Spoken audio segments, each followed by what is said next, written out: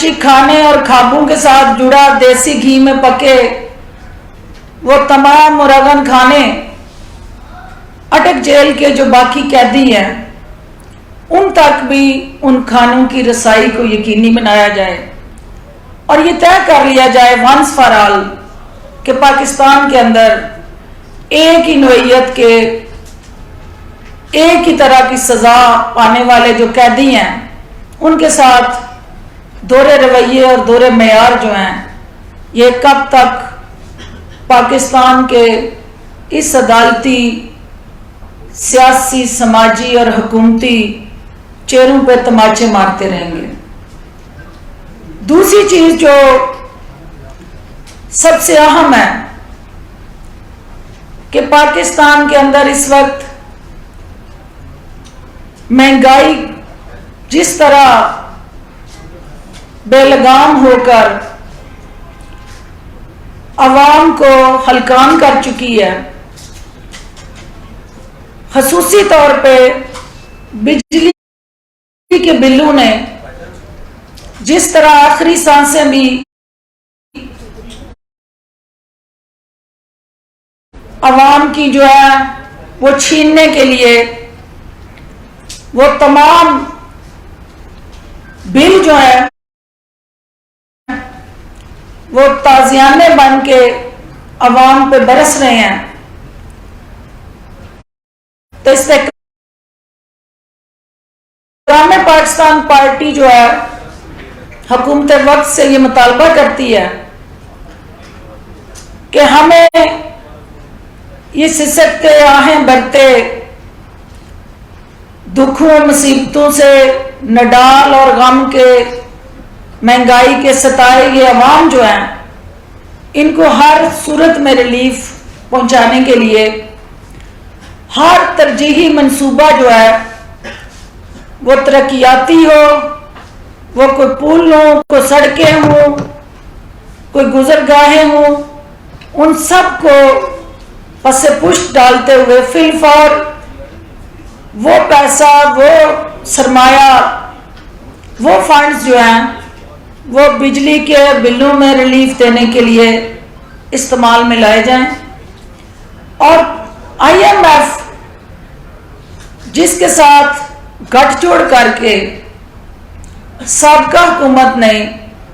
عوام کو اس دلدل میں دھکیلا ہے، اس آئی ایم ایف کے ساتھ اثر نو ان بلوں کے ساتھ جڑی جو ناانصافی، زیادتی اور ظلم ہے اس کے تدارک کے لیے فی الفور ڈائلاگ کا آغاز کیا جائے، اور خصوصی طور پہ جو سرکاری میرات یافتہ طبقہ ہے، یہ بڑے دکھ کی بات ہے، افسوس کی بات ہے کہ 95% عوام جو ہیں وہ مہنگائی اور بے روزگاری کی چکی میں پس رہے ہیں۔ 5% جو ہماری اشرفیہ ہے، سپر ایلیٹ کلب جو ہے، اس نے ان 95% کو یرغمال بنایا ہوا ہے، اور مہنگائی کے بڑھتے ہوئے اثرات، بجلی کے بلوں میں بے ہنگم اضافہ یا کوئی بھی اس کے ساتھ جڑا معاشرتی ناانصافی کا پہلو ہے، تو اس اشرفیہ کے کان پہ جوں نہیں رینگتی، کیونکہ ان کو اس سے فرق نہیں پڑتا۔ 95% عوام جو ہیں، 95% ان کی آو بقا کو سنا جائے، اور عوام کو یہ کوئی دلچسپی نہیں ہے کہ کس کی سزا معطل ہوتی ہے، کون اندر ہوتا ہے، کون باہر ہوتا ہے، کس کو ریلیف ملتا ہے، کس کو سزا ملتی ہے۔ عوام اس وقت جو مہنگائی کی سزا بھگت رہی ہے وہ اپنی اس قید سے نجات چاہتی ہے۔ عوام جو ہے وہ اس مشکل ترین صورتحال میں جہاں رزق حلال سے 2 وقت اپنے بچوں کو پالنا ایک مڈل کلاس کے لیے چیلنج بن گیا ہے، تو وہ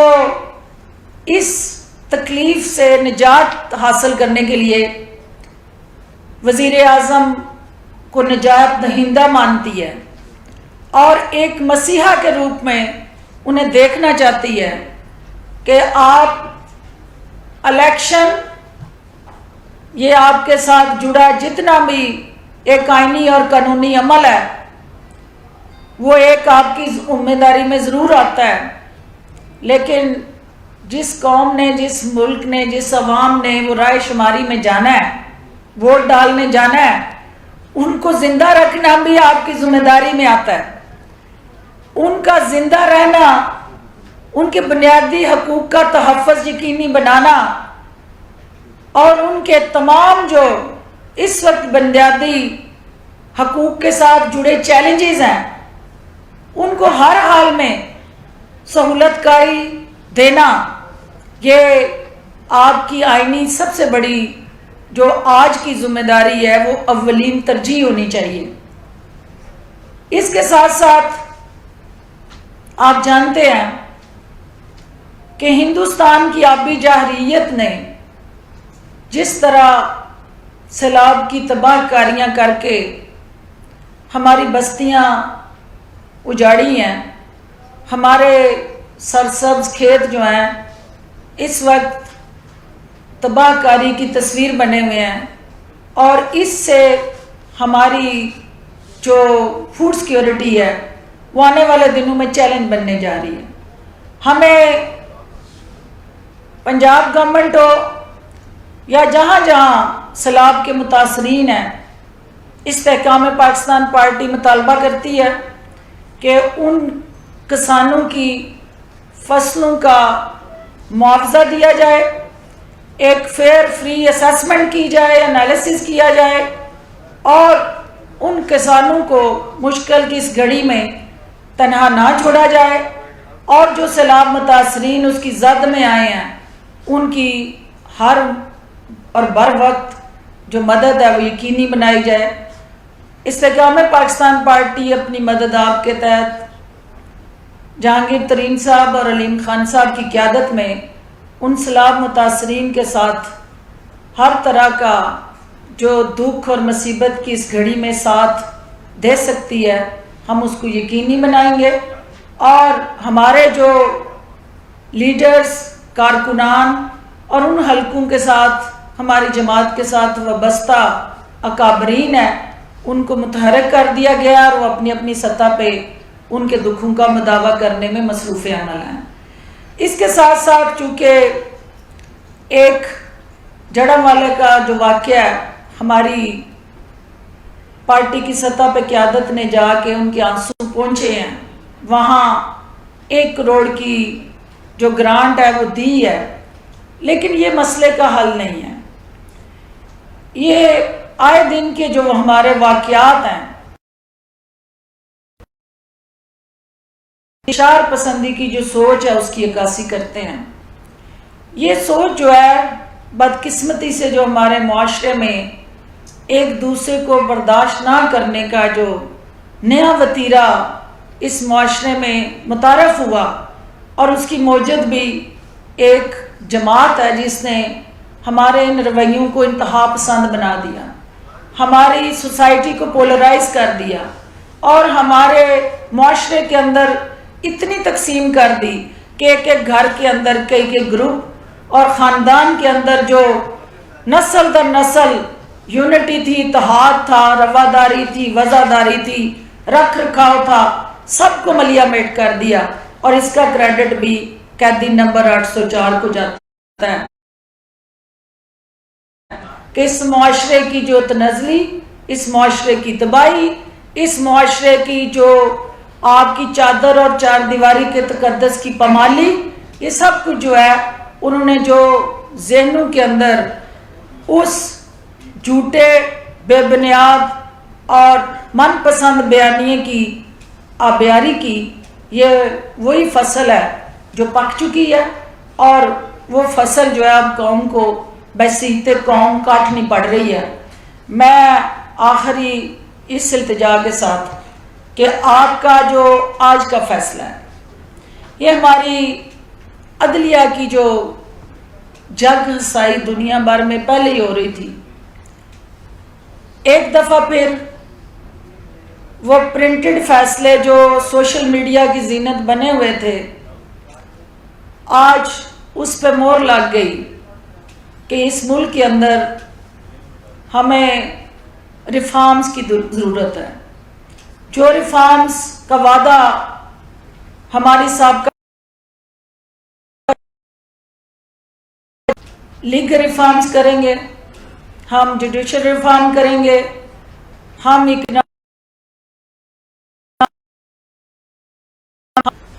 آپ نے دیکھا کہ کوئی ایک بھی وعدہ پورا نہ ہوا، اور اس کا نظام عدل کا جو جنازہ تھا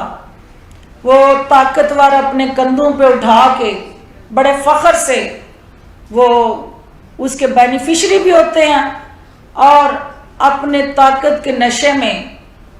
اور اپنے ان تمام وسائل کے ساتھ جڑے جو بیانیے ہیں ان کو وہ سر عام کمیونیکیٹ اور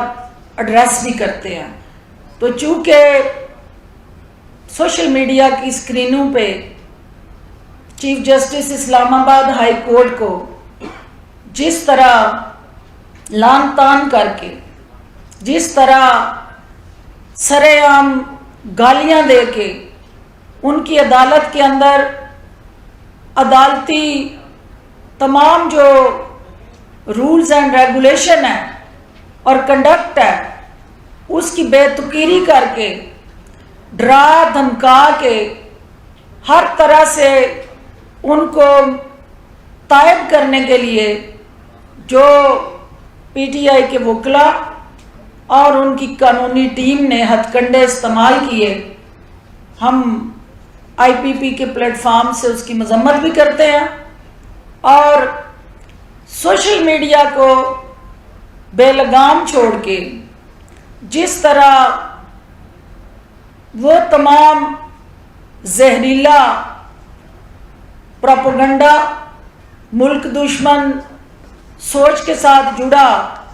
وہ بیانیاں جس سے نہ کوئی جج محفوظ ہے، نہ کوئی ادارہ محفوظ ہے، یہاں تک کہ میڈیا بھی ان کی زد میں ہے. تو ضرورت اس بات کی ہے کہ جو آج ڈالر نے 302 کی اڑان بھر لی ہے، تو یہ 302 ڈالر نے نہیں یا انٹر بینک میں نہیں، یہ لگی آپ سمجھیں کہ یہ غریب کی جو رہی سہی سانسیں تھی اس غریب پہ یہ 302 لگ گئی ہے. کیونکہ جو ڈالر جو ہے اس کی اڑان اونچی ہوگی، جو غریب ہے اس کی سانسیں جو ہیں وہ ڈوبتی جائیں گی اور زیادہ وہ نیچے آتی جائیں گی. تو لہٰذا پرائم منسٹر آف پاکستان ہو، کیئر ٹیکر گورنمنٹ ہو، متعلقہ ادارے ہوں، ہم ان سے اپیل کرتے ہیں کہ اس کھیل سے نکل جائیں کہ سیاسی ایوانوں میں، سیاسی جماعتوں میں سیاسی شخصیات کے پسندیدہ غیر پسندیدہ مشاغل کیا ہیں. یہ دیکھیں کہ اس وقت اس ملک کی ضرورت کیا ہے، عوام کی ضرورت کیا ہے، اور عوام اس وقت جو ہے ان اپنے دکھوں سے نجات کے لیے وزیر اعظم صاحب آپ کی طرف دیکھ رہی ہے اور یہ توقع کرتی ہے کہ آپ ان کے لیے مسیحا بن کے ان کے دکھوں کا مداوع کریں گے. اور اگر ایسا نہیں ہوتا، اگر یہ غیر یقینی صورتحال اسی طرح چلتی ہے اور عوام اسی طرح تڑپتے اور کرب میں مبتلا اپنے دکھوں کے لیے آؤ بکا کرتے رہیں گے، تو پھر کوئی بھی ہم میں سے اس عوام کی عدالت میں سرخرو نہیں ہو سکتا. بہت شکریہ جی. ایک تو یہ بتا دیں، آپ نے مہنگائی کی بات کی، آپ نے بجلی کے بلوں کی بات کی، آپ کو پتہ ہے یہ سارا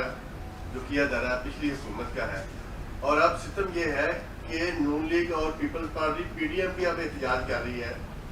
کہ یہ بہت زیادتی ہو رہی ہے. اس کے اوپر آپ کیا کہیں گے؟ دوسرا، آپ نے کہا کہ فیصلے پہلے سے معلوم ہو جاتے ہیں. کیسے معلوم ہو جاتے ہیں؟ ادھر بیٹھ کے فیصلہ سناتے ہیں کہ 5 تاریخ کو سزا ہوگی اور 3 سال سزا ہوگی. وہ چیزیں کیا تھیں؟ اور آپ نے شوگر کی بھی بات کی تو آپ کی پارٹی کے سربراہ شوگر کا بہت قریبی تعلق ہے، وہ کتنا کا ریلیف دینا چاہ رہے ہیں اس کو؟ آپ نے 3 سوال کیے ہیں. پہلا سوال جو ہے وہ بہت اہم سوال ہے کہ تمہیں نے درد دی. سب سے زیادہ IMF کے ساتھ ان سخت شرائط پہ معاہدے کر لیے. یہ انڈرسٹوڈ تھا کہ وہ آپ کی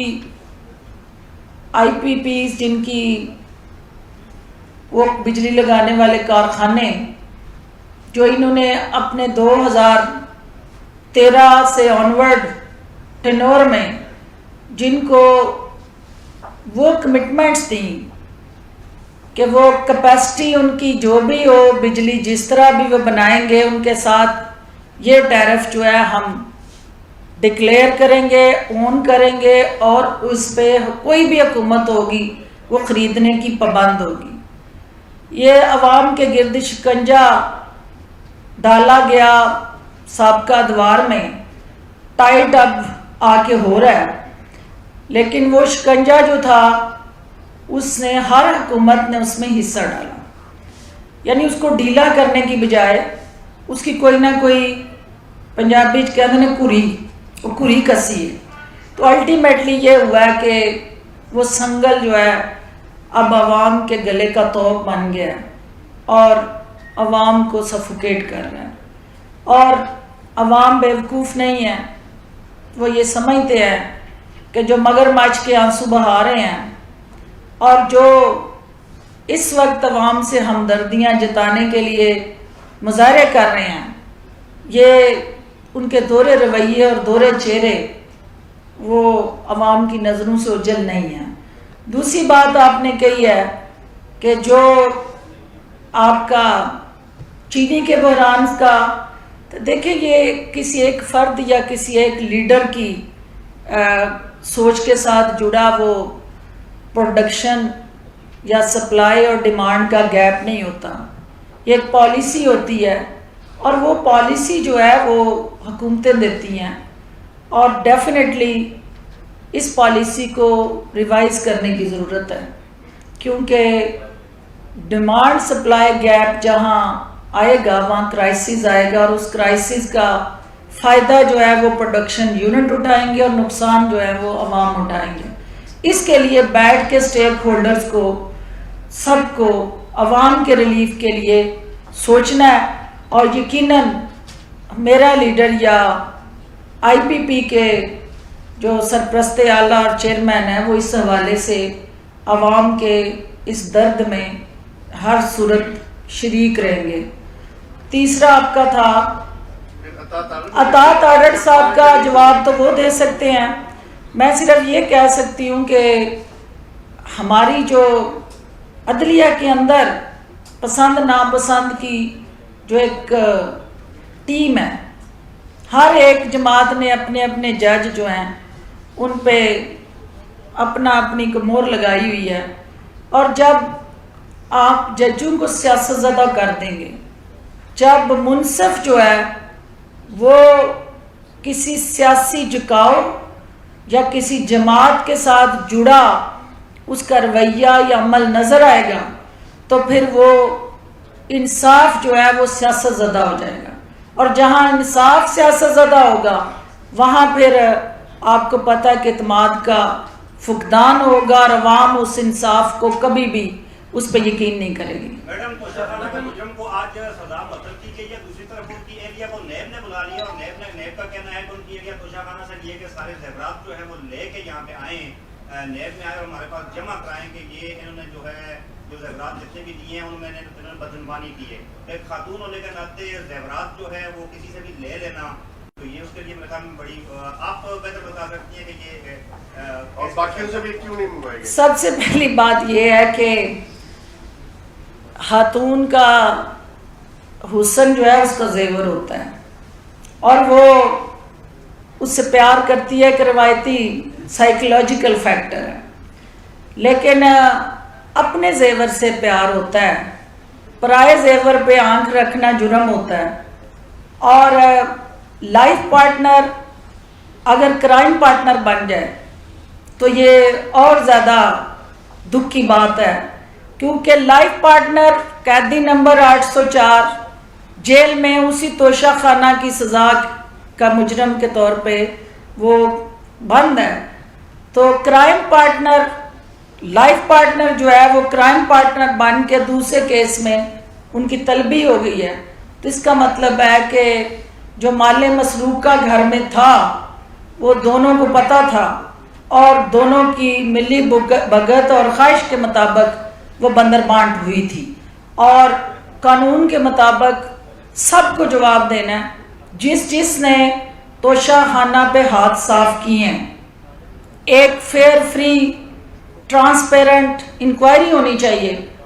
اور سب سے برآمدگی ہونی چاہیے. مال مسروقہ جس کے گھر میں بھی ہے وہ واپس آنا چاہیے، اور صوبائی سطح پہ جو وزراء اعلیٰ ہیں یا گورنرز ہیں، وفاق میں تو یہ سسٹم موجود ہے جہاں وہ جواب دیں ہیں. صوبوں کی سطح پہ بھی ایسا قانون متعارف کرانا چاہیے، کیونکہ میرے پیارے بزدار صاحب جو ہیں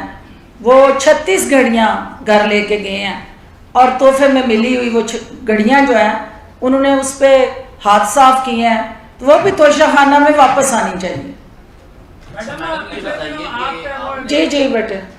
جی. میڈم ذرا معلومات کے میں اضافے کے لیے جاننا چاہتا ہوں کہ آپ کی پارٹی میں فواد چودھری یا پھر کیانی صاحب ہو گئے، دیگر رہنما علی زیدی سمیت بہت سارے ہیں، وہ جہانگیر ترین اور آپ کے علیم خان صاحب کو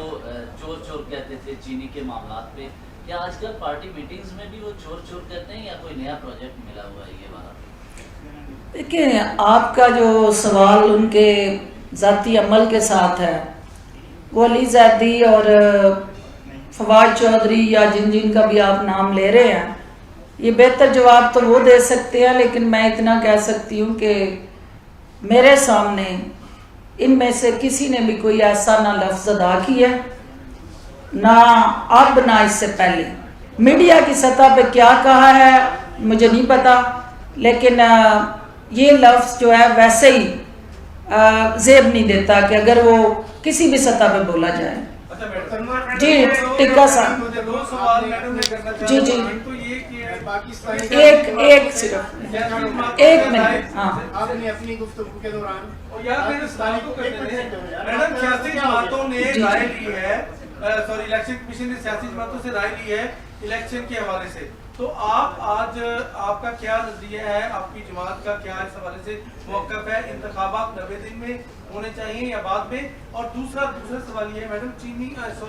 یہ جو بحران ہے بجلی کا، اس میں آپ کی رائے کیا ہے؟ آپ نے نگران وزیر اعظم کو کہہ دیا کہ وہ صورتحال کا نوٹس لیں، آپ کے پاس اس کا سولوشن کیا ہے؟ دیکھیں، دونوں کویسچنز آپ کے عوام سے جڑے ہیں. پہلا کہ الیکشن وقت پہ ہونا چاہیے، اس میں کوئی دوسری رائے نہیں ہے ہماری، اور کیٹیگریکلی ہم یہ کہتے ہیں کہ الیکشن جو ہے اپنے مقررہ وقت پہ ہونا الیکشن کمیشن کی آئینی اور قانونی ذمہ داریوں میں سر فہرست ہے. اب وہ الیکشن کیا ہے کہ وہ صاف ہو، شفاف ہو اور غیر جانبدار ہو. وہ صاف، شفاف اور غیر جانبدار کیسے ہوگا جب آپ 10 سال پرانی ووٹر لسٹ پہ آپ الیکشن کنڈکٹ کرنے نکلیں گے. آپ وہ ووٹر جو 1 کروڑ سے زائد ووٹر جو پاکستان کی اس الیکٹورل پروسیس کا حصہ بنا ہے اور آپ کی ووٹر لسٹوں کے اندر اس کا حق ہے، پاکستان کا قانون اور آئین اس کو حق دیتا ہے کہ وہ 18 سال کی عمر میں اگر آئی ڈی کارڈ ہولڈر ہے تو اس کو ووٹر بننا ہے، اور ووٹر ہے تو اس کا نام الیکشن کی اس لسٹ کے اندر ریفلیکٹ ہونا چاہیے. اور نئی ووٹر لسٹ بننے کے لیے جب ووٹر کا اندراج ہوگا تو وہاں آبادی کا تناسب اس حلقے کے اندر فلکچویٹ ہو جائے گا. وہاں پھر آپ کو اس ووٹر لسٹ کے مطابق نئی حلقہ بندی چاہیے ہوگی. وہاں نئی آبادیاں جہاں ووٹر بڑھا ہے یا جہاں کم ہوا ہے اس کی ری الائنمنٹ چاہیے. ری الائنمنٹ کے بغیر وہ صاف شفاف الیکشن نہیں ہو سکتا. ہمارا یہ موقف ہے کہ ہمیں شفاف الیکشن چاہیے, آزاد الیکشن چاہیے, اور ہر طرح سے غیر جانبدار الیکشن چاہیے. اور اس کے لیے الیکشن کمیشن جو ہے وہ اپنی آئینی ذمہ داریاں پوری کرے. چند ماہ آگے پیچھے ہونے سے کوئی فرق نہیں پڑتا, بجائے اس کے کہ اس الیکشن پہ انگلیاں اٹھیں, بجائے اس کے کہ اس کے نتائج جو ہیں وہ ابہام پیدا کریں, اور بجائے اس کے کہ قوم جو ہے پھر نئے سرے سے ایک نئے مسئلے کا شکار ہو. دوسری بات آپ نے کہی کہ سلوشن کیا ہے. دیکھیں, یہاں بہت سارے نعرے لگے, وعدے ہوئے. الیکشن کمیشن کے اندر آپ کی 150 سے زائد پارٹیاں جو رجسٹرڈ ہیں, جنہوں نے بڑے دل فریب جو مینیفیسٹوز ہیں, منشور ہیں اپنے, وہ سبمٹ کیے ہوئے ہیں. لیکن ہم نے ایز اے جماعت استحکام پاکستان پارٹی نے جو مینیفیسٹو دیا, ہم نے کہا جی کہ جو سب سے بڑا درد ساری عوام کا ہے وہ بجلی ہے, اور اس بجلی کے لیے 300 یونٹ تک ہم فری جو ہے وہ بجلی فراہم کریں گے. کیسے کریں گے, اس کے آلٹرنیٹو پلان جو ہیں ہم نے ساتھ لگائے ہیں. اور یہ کہنا کہ ہم یہ کریں گے لیکن کیسے کریں گے, یہ وہ سوال ہے جس کا جواب جو ہے وہ پاکستان میں آج تک نہیں ملا. اس کا جواب ہم لے کے آئے ہیں, اور انشاءاللہ آپ دیکھیں گے کہ عوام, وہ غریب کسان ہو, وہ آپ کا بلو مڈل کلاس یا مڈل کلاس ہو, کوئی بھی 300 یونٹ تک جو بجلی جلائے گا اس کو ہم 300 یونٹ تک فری بجلی کی فراہمی جو ہے یقینی بنائیں گے. اور یہی طریقے جو ہماری انصاف تھی جس کا ہم حصہ بنے تھے کہ پبلک کو ریلیف دینا ہے, لیکن وہاں خاندان اور ذاتیات ریلیف لے کے چلی گئیں, لیکن عوام جو ہیں وہ آج بھی اس ریلیف کے لیے ترس رہے ہیں. آخری سوال جی, آپ کچھ کہنا چاہ رہے ہیں؟ جی ان کی بیٹے باری. جی بولیں. جی میرا آپ سے ایک ہی سوال ہے. آپ نے پاکستانی قوم کو اپنی گفتگو کے دوران 2 حصوں میں تقسیم کی. جی حصہ 5% اور دوسرا 95%. جی آپ برائے مہربانی تھوڑا سا 5% کے اوپر روشنی ڈالیں. یہ 5% کون دو گے, اور آپ کا شمار 5% میں ہوتا ہے یا 95%؟ بڑا امپورٹنٹ سوال آپ نے کیا ہے. پہلی بات تو یہ ہے کہ جو 95% ہے اس کی اکثریت ساری ادھر بیٹھی ہوئی ہے. اس میں سے 5% والا کوئی اس کمرے میں, اس پریس کلب میں آتا ہی نہیں ہے. وہ بڑے بڑے اور 5 اسٹار ہوٹلز میں بیٹھ کے آپ سے مخاطب ہوتے ہیں, جہاں اے سی کی کولنگ فریزنگ میں ہوتی ہے. جو آپ کے پاس آ جاتا ہے سمجھے کہ وہ 95% کے ساتھ کھڑا ہے, وہ آپ کے ساتھ کھڑا ہے, وہ اس ایلیٹ کلب کا حصہ نہیں ہے. لاسٹ سوال جی آپ کرنا چاہ رہے ہیں. جی جب سے وجود میں آئی ہے وہاں ماشاءاللہ بڑے لیڈران اس میں موجود ہیں. ابھی تک گراؤنڈ پہ ان کی طرف سے کوئی, جس طرح بلوں کے حوالے سے ایشو ہے, مہنگائی کے ایشو ہے, یہ کب سامنے آئیں گے؟ کیونکہ پریس کانفرنس ہوگی, ہم دیکھ رہے ہیں کہ صرف کینڈی نمبر 804 پہ ذرا فوکس ہوتا ہے طریقے استحکام کا, عوامی ایشوز پر شاید اس طرح نہیں ہے. دیکھیں, جس نے عوام میں جانا ہے اس کو عوام کے ایشوز کو فوکس کرنا ہے. اور یہ ہو نہیں سکتا کہ آپ الیکشن کے لیے کمر بستہ ہوں, آپ حلقے کی سیاست کرنا چاہیں یا حلقے سے ووٹ لینے کے لیے نکلیں تو آپ عوامی ایشوز کو فوکس نہ کریں. ہماری سینٹرل ایگزیکٹو کمیٹی کی میٹنگ میں یہ بڑے بھرپور طریقے سے کمٹمنٹ کی گئی ہے, اور جہانگیر ترین صاحب اور علیم خان صاحب کی قیادت میں یہ فیصلہ کیا گیا ہے کہ ہم نے عوام کے ساتھ کھڑا ہوں. ہم نے کسی صورت بھی عوام کو اس یرغمالی ٹولے کے ساتھ مزید ان کے ہاتھوں رسوا نہیں ہونے دینا. اور جن کو پتہ ہے کہ عوام جو ہے اس وقت کیا چاہ رہے ہیں یا عوام اس وقت کن حالات میں ہے, تو وہ کیسے ان سے دور رہ سکتے ہیں. ہم آپ کو ہر عوامی ایشو میں عوام کے ساتھ کھڑے نظر آئیں گے انشاءاللہ. تھینک یو جی, تھینک یو.